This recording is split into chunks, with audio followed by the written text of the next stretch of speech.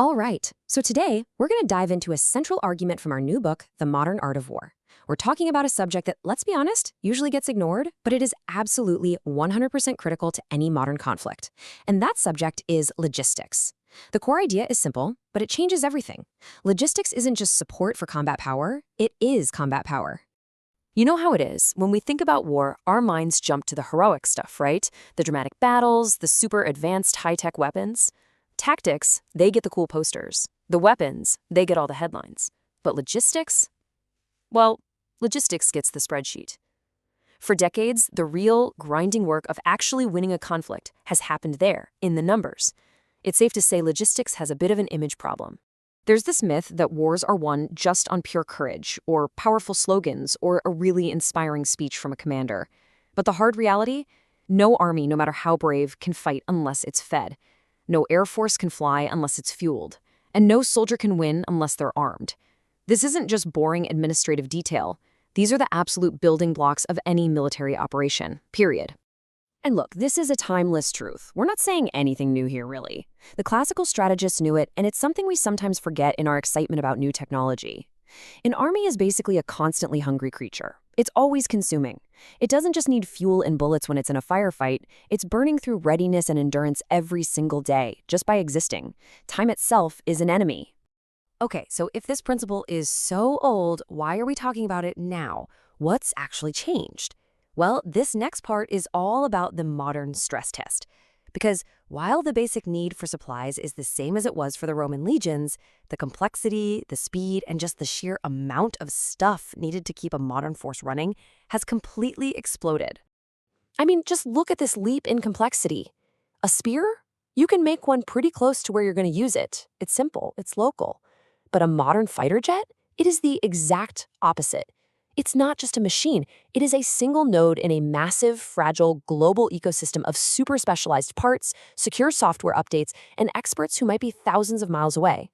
The supply chain for just one of these things is a planetary effort. And that leads to a really crucial point. A modern war isn't just a test of who has the best soldiers or the best tanks on day one. It's a stress test of the entire industrial and logistical system holding that army up. The whole idea of a single, clean, decisive knockout punch, it's mostly a fantasy. Real victory isn't about landing the first hit. It's about being able to get back up and keep fighting after everything goes wrong. So this is where we get to the real twist in the argument. All that amazing technology that makes logistics so efficient today, the predictive analytics, the real-time tracking, it has a dark side. It also makes the entire system incredibly visible and incredibly vulnerable. The supply chain, this backbone of the military, has now officially joined the battle. It's a target. Let that sentence sink in for a second. It's so simple, but the implications are huge. The fight doesn't start at the front line anymore. It can reach all the way back, deep into what we used to think of as safe rear areas. It reaches into the entire nervous system of sustainment. The warehouse has joined the battle. So what does that mean? It means every single point of efficiency we've built into our digital supply chains is now a potential point of attack. We're talking about everything from the physical buildings, like warehouses and routing hubs, to the digital data, the shipping manifests, the maintenance records, the GPS data from the fleet, and even the predictive algorithms themselves. The battle now happens inside the very systems designed to keep the force alive. Think about this. We're building these incredible AI-powered systems that can predict when a part on a tank or a jet is about to fail. That's a game changer, right? It's enormously valuable.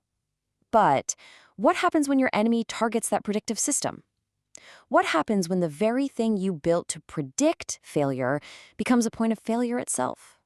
All right, so if that's the problem, and it's a big one, what's the solution? Well, we argue that we need a whole new doctrine, a new way of thinking, one that's designed for this new, messy reality. And the guiding principle has to be this: deliberately choosing resilience over elegance. The nightmare scenario, the thing we have to avoid at all costs, is creating what we call the glass spear. What's that? It's a military force that looks amazing on paper. It's got devastating precision, a brilliant opening day plan. But because its supply chain is so brittle and optimized, it can't take a punch. Under the real, grinding pressure of war, it just shatters.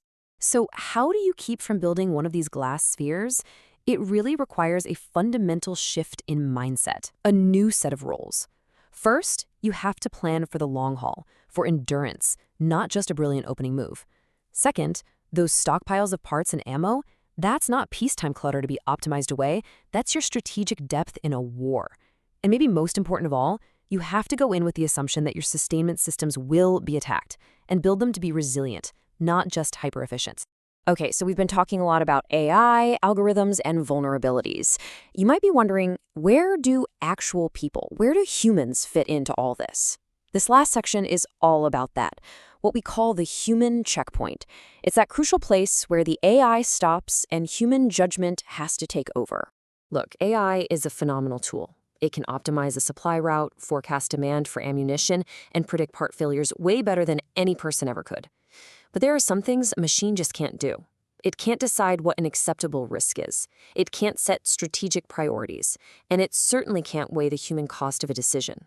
Those aren't technical problems to be solved. It really all boils down to this. The most important questions in war aren't technical, they're deeply human. A machine, an AI, can run the numbers and estimate pretty accurately how long a unit can keep fighting with the supplies it has. But only a human leader can look at the situation and decide why that fight is worth sustaining in the first place. That's a question of strategy, of values, not of data. And that brings us full circle, right back to the central thesis of this whole argument. We have to stop thinking about logistics as this secondary thing, this supporting function that happens off stage somewhere. In modern war, it's not support for combat power, it is combat power. So I want to leave you with this one last thought, which is really a stark warning.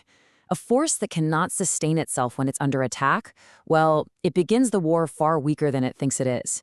It can have all the best technology, the best training in the world, but if it can't keep itself fed, fueled, and armed under pressure, it's already losing.